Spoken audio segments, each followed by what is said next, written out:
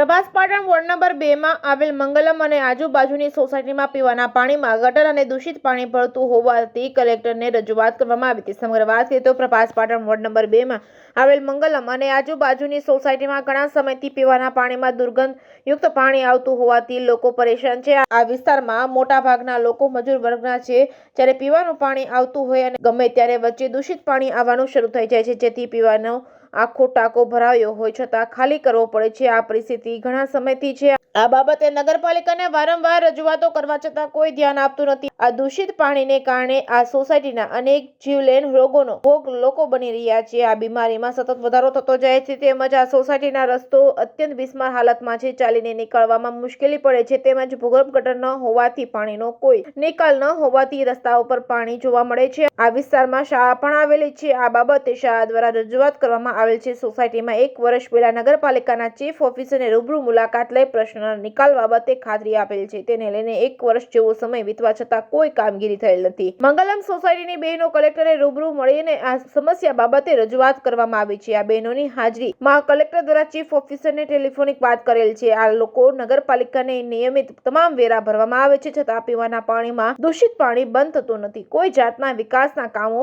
થતા નથી। તેથી આ પાયાના પ્રશ્નો નહીં ઉકેલાય તો આંદોલનનો માર્ગ અપનાવવો પડશે તેમ જણાવ્યું હતું। જે ગુજરાતી સાથે મહેશ વાજા, સોમનાથ।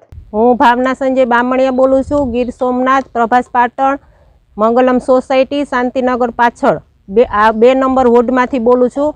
આજે અમારે એટલા વર્ષોથી આવી તકલીફ છે, તોય કોઈ કાઉન્સિલર પણ કોઈ અહીંયા ધ્યાન નથી દેતું કે નગરપાલિકાના ચીફ ઓફિસર ખુદ આવીને જોઈ ગયા હતા, છતાં પણ એને પણ કંઈ પગલાં લીધા નહીં। એટલે આ કાર્ય હવે નહીં કરે તો અમે પછી આમાં મોટું આંદોલન કરવાના છે।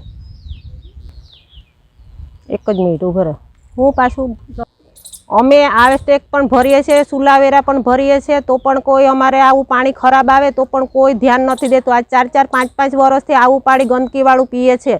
કોઈ સાફ સફાઈ કરવા આવે છે તો 10 દિવસે 15 દિવસે સાફ સફાઈ કરવા આવે છે, તો અમારે શું આ પગલાં લેવા?